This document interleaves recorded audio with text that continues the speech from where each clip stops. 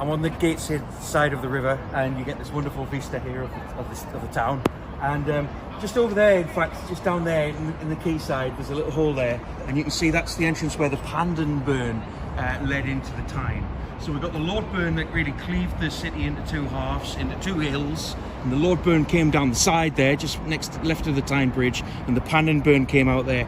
Now, the reason I'm on this side is because this street down here, Hillgate, which was in the old days called Hellgate, this was the home of Daniel Defoe, who was one of the great novelists ever, and he wrote one of the first ever novels, which was Robinson Crusoe. And he wrote also Moll Flanders is considered one of the first novels. And obviously the novel, it was a new thing at that time, to like fictional realism that he really captured in Robinson Crusoe.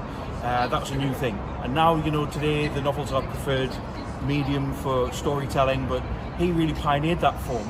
And he pioneered lots of things. He lived this amazing, colourful life. He lived here from 1706 to 1710. Daniel Defoe, and he did lots of things in his life. He was a merchant adventurer, and he made a lot of money through trade, and then he lost all that money, and he spent most of the rest of his life in debt, and that's why he ended up from London, but up here in Newcastle. He was escaping debtors' prisons and things like that. He was a merchant adventurer, like I say. He was a journalist. He was one of the first journalists, and his writing got him in trouble. His polemics got him in trouble for libel at the time, and it got him put in a pillory and put him in prison indefinitely and all this stuff. He was a very well-travelled man, and he was a real jack of all trades, and he was a brilliant man.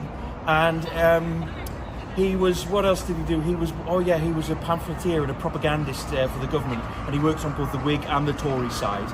But he lived here in Gateshead for 4 years, like I mentioned, and he lived with a bookseller called Joseph Button, and Button had a bookshop on the old Tyne Bridge, the medieval Tyne Bridge, where the swing bridge is now, and there was several bookstores on that bridge back in those days.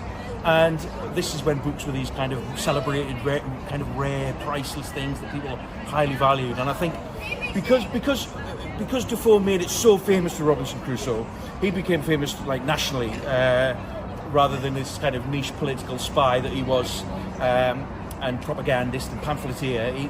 Robinson Crusoe made him like super famous, and I don't think he actually made any money from that, because all of his money went back to his creditors. But this is where he lived, and so he wrote quite clearly about what Newcastle was like in those times, and he's a really fascinating guy that lived here.